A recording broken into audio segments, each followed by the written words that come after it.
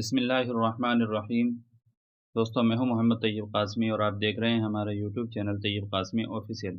Social media पर देवबंद के एक मुशारे के मुतालिक वायरल वीडियो को लेकर दारुल उलूम देवबंद की तरफ से एक वजाहती बयान सामने आया है और दारुल उलूम देवबंद के ज़िम्मेदारान ने साफ किया है कि अगर इस तरह के किसी प्रोग्राम में दारुल उलूम देवबंद में ज़ेर तालीम कोई तालिब इल्म शरीक था तो इदारे की जानिब से तहकीक करके उसके ख़िलाफ़ कार्रवाई की जाएगी। पूरे मामले की तहकीक कराई जा रही है। अब दोस्तों, दारुल उलूम देवबंद की तरफ से एक लेटर पैड जारी हुआ है, मैं उसे पढ़ करके आपके सामने सुनाता हूँ। मुशायरे की वायरल वीडियो के सिलसिले में वजाहती बयान। सोशल मीडिया पर एक मुशायरे की वीडियो वायरल हो रही है जिसमें कोई शायरा माइक पर अशार पढ़ रही है और उसके इर्द गिर्द तलबाए मदारिस की भीड़ है। इस सिलसिले में वजाहत की जाती है कि इस मुशायरे और मुशायरेगाह का दारुल उलूम देवबंद से कोई ताल्लुक़ नहीं है, अलबत्ता तहकीक की जा रही है।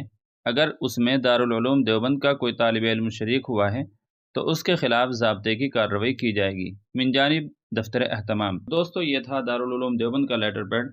दरअसल दारुल उलूम देवबंद से मुत्तसिल एक हाल में मकामी शुअरा के ज़रिए मुनाकिद मुशायरे में कसीर तादाद में मदारिस के तलबा ने शिरकत की थी और ख़ातून शायरा के कलाम की निहायत गैर महज़ब तरीक़े से सताइश करने की वीडियो सोशल मीडिया पर वायरल हो गई और काफ़ी हंगामा हुआ। इस सिलसिले में दारुल उलूम देवबंद के ज़िम्मेदारान से मुल्क भर के सहाफ़ी और खैरख्वाह हज़रात राब्ता कर रहे थे, जिसके बाद अब दारुल उलूम देवबंद की तरफ से वजाहती बयान आया है। तो दोस्तों, आपकी दारुल उलूम देवबंद के इस फैसले के बारे में क्या राय है? कमेंट करके हमें ज़रूर बताएं। चलिए फिर मिलते हैं अगली किसी वीडियो के साथ में। तब तक के लिए आपसे दुआओं की दरख्वास्त है कि अल्लाह तबारक व तआला दारुल उलूम देवबंद को हर तरह के शुरूर और फितनों से महफूज फरमाएँ। चैनल पर अगर आप पहली बार आए हैं तो आप चैनल को सब्सक्राइब भी कर लीजिए।